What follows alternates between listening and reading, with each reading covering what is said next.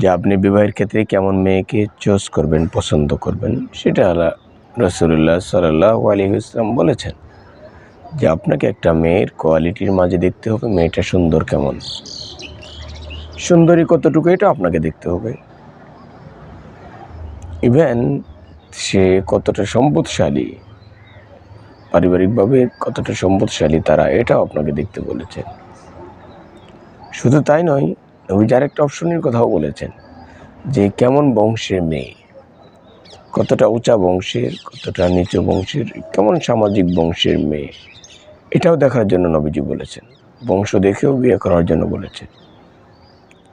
রাসূলুল্লাহ সাল্লাল্লাহু আলাইহি ওয়াসাল্লাম আরেকটা গুরুত্বপূর্ণ অপশনের কথা বলেছেন, সেটা হলো কতটা পরহেজগার, কতটা ইসলামী শরিয়াত, কতটা দিন, কতটা জীবন বিধান ইসলামকে সে মানে, ধর্মীয়ভাবে সে কতটা ধার্মিক, আল্লাহ তাআলার হুকুম হাকামগুলোর ক্ষেত্রে কতটা সে যত্নশীল, 5 ওয়াক্ত নামাজ, রোজা, পর্দা, কোরআন তেলাওয়াত, জিকির আজকার, মানে পরহেজগারিতা, তাকওয়া, ধার্মিকতা তার ভিতরে কতটুকু রয়েছে, এটা নবীজি কিন্তু অত্যন্ত গুরুত্বের সহিত বিবেচনা করার জন্য বলেছেন। প্রথম 3টা কোয়ালিটি যদি নাও থাকে, যদি 4th কোয়ালিটিটা থাকে, নবীজি কিন্তু এই মেয়েটাকে বিবাহ করার জন্য আপনাকে উৎসাহিতই করেছেন। অপরপক্ষে ধার্মিকতার সাথে এই 3টা কোয়ালিটিও যদি যোগ হয়ে যা, অনেক ধর্মকর্ম মানে, আবার অনেক সুন্দরী, আবার বংশও ভালো, আবার সম্পদও রয়েছে, তার বাবা তার নিজের অনেক সম্পদ রয়েছে, এই মেয়েটা কিন্তু আপনার জন্য সোনাই সোহাগা। সত্যিকার অর্থে সুন্দর একটা প্রপোজ। এই প্রপোজালকে আপনাকে অবশ্যই ডিনাই করা উচিত নয়। অনেক মানুষ রয়েছে যারা মনে করে যে না, মেয়ে অনেক সম্পদশালী, এখানে বিবাহ করা যাবে না। আরে ভাই, সম্পদ এটা আল্লাহ তাআলা তাকে দিয়েছেন।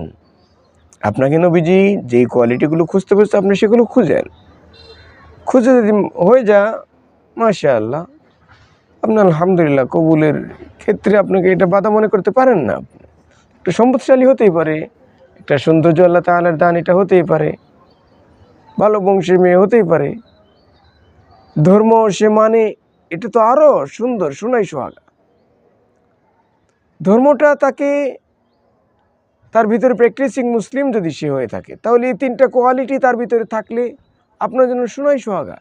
আপনি অনেক অপশন পাবেন, নেকি উপার্জনের অনেক অপশন পাবেন, এবং অনেক সুযোগ সুবিধা পাবেন ইসলামকে মেনটেন করার জন্য, ইসলামের জীবন বিধানগুলোকে সমাজে, রাষ্ট্রে, পরিবারে বাস্তবায়ন করার ক্ষেত্রে আপনার এই মেয়েটা আপনাকে অনেক হেল্পফুল হবে। এই জন্য আমাদের সমাজে অনেক মানুষ এটা আইডিয়া করে যে মেয়েটা অনেক ধনী, না, এখানে বিয়ে করা যাবে না, মেয়েটা অনেক ভালো বংশ, এখানে বিয়ে করা যাবে না, মেয়েটা অনেক সুন্দরী, এখানে বিয়ে শাদী করা যাবে না।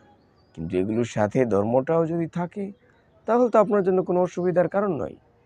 এই জন্য ধর্মটাকে আপনাকে প্রায়োরিটি দিতে হবে, অগ্রাধিকার দিতে হবে। যে ধর্মটা থাকে, তাহলে এই 3টা কোয়ালিটি আপনাকে কোনো ধরনের অসুবিধাই ফেলবে না ইনশাআল্লাহ। আল্লাহ তাআলার কাছে আমরা আশা রাখবো, নবীজি আমাদেরকে যেই ক্রাইটেরিয়া বলেছেন, যেই কোয়ালিটিগুলো দেখার জন্য বলেছেন, আমরা এগুলো দেখে ইনশাআল্লাহ বিয়ে শাদী করতে চাবো।